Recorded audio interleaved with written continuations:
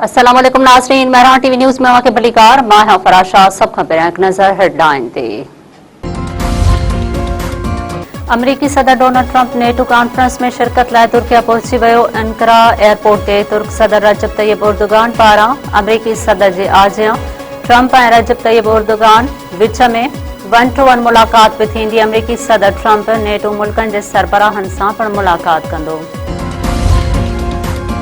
वज़ीर आज़म शहबाज शरीफ की सदारत हेठि वफ़ाक़ी काबीना जो इजलास मुल्क जे मजमूई सियासी ऐं माशी सूरत हाल जो जाइज़ो। ज़रियनि मूजिब काबीना खे बलूचिस्तान में दहशतगर्दीअ जे ताज़नि वाक़िअनि ते ब्रीफिंग ॾिनी वई। वफ़ाक़ी काबीना पारां दहशतगर्दीअ ख़िलाफ़ जारी जंग में सिक्योरिटी फोर्सिस जे क़ुर्बानियुनि ते ख़राज तहसीन पेश। दहशतगर्दी खे हर क़ीमत ते शिकस्त ॾियण जो अज़म जो इज़हार। ज़रियनि मूजिब काबीना पारां सिंध तास मुआहिदे ते भारत जे ग़ैर क़ानूनी क़दमनि ऐं बयाननि ते ॻणती ज़ाहिर। बलूचिस्तान जी ज़ियारत वारे इलाइक़े में पुलिस चौकी ते हथियारबंदनि जो हमिलो। फायरिंग जी ॾे-वठ में 9 पुलिस अहलकार शहीद। 5 पुलिस अहलकारनि खे हथियारबंद अगवा करे विया। SSP ज़ियारत मूजिब शहीद अहलकारनि जा मड़ DHQ अस्पताल मुंतक़िल कया विया आहिनि। सदर आसिफ अली ज़रदारी चयो आहे त पाकिस्तान ऐं किर्गिस्तान विच में तारीख़ी लाॻापा क़ाइम आहिनि। ॿिन्ही मुल्कनि विच में वापार जा वसी मौक़िया मौजूद आहिनि। अमुन ऐं तरक़ी लाइ गॾिजी कमु करण वक़्त जी ज़रूरत आहे। सदर आसिफ अली ज़रदारी जे मान में आजाणे वारी तक़रीब सदर आसिफ अली ज़रदारी खे गार्ड ऑफ ऑनर पेश कयो वियो। तक़रीब खे ख़िताब कंदे आसिफ अली ज़रदारी चयो आहे त सनअती तरक़ी सीड़पकारीअ खे हथी ॾियण लाइ गॾिजी कमु करण लाइ पुरअज़म आहियूं।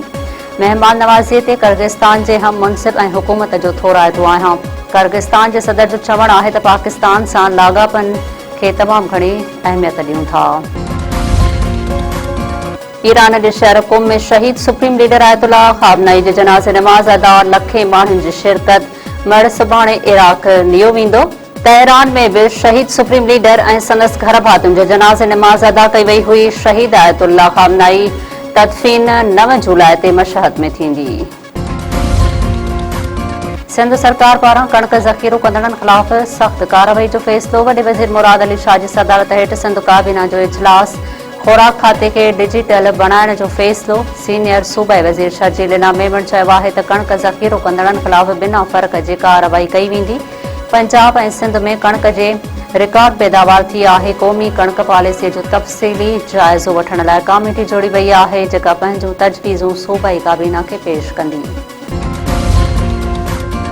हैदराबाद म्यूनिसिपल कॉर्पोरेशन लाइ 6 अरब रुपयनि खां वधीक जी बजट मंज़ूर। मेयर काशिफ शोरो जी सदारत हेठि हैदराबाद म्यूनिसिपल कॉर्पोरेशन जो इजलास। मुख़ालिफ़ धुर जे मेंबरनि जो गोड़। बजट जूं कापियूं फाड़ियूं वयूं।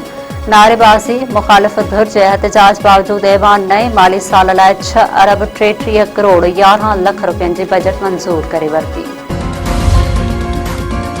तलहार में आबादगारनि जो पाणी खोट ख़िलाफ़ एहतजाजी मुज़ाहिरो ऐं धरणो। मीरवा केनाल जे पुछड़े जा आबादगार हैदराबाद बदीन रोड ते धरणो हणी वेही रहिया। एहतजाज सबब हैदराबाद बदीन मिठी ऐं ॿियनि शहरनि ॾांहुं ईंदड़ वेंदड़ ट्रैफ़िक बि मुअत्तिल। आबादगारनि जो चवणु आहे त सारियुनि जी पोखीअ जी मुंद शुरू थींदे ई पाणीअ जी अथर अधु खोट पैदा थी वई आहे। आबपाशी खाते जो वज़ीर ऐं ॿिया नोटिस वठनि पाणी फ़राहम करे बदहालीअ खां बचायो वञे। खानपुर महर वेझो वाटर कोर्स में 2 मासूम नींगरियूं ॿुॾी फोत। ॻोठ इस्माइल पिताफीअ में घर भरिसां वाटर कोर्स में किरी 10 साला अजवा ऐं 8 साला सुबियाणी पिताफी ॿुॾी फोत थी वयूं आहिनि। नींगरियुनि जा लाश अस्पताल मां ज़रूरी कार्रवाई बाद वारसनि हवाले। घर पहुचण ते घर में कोहराम।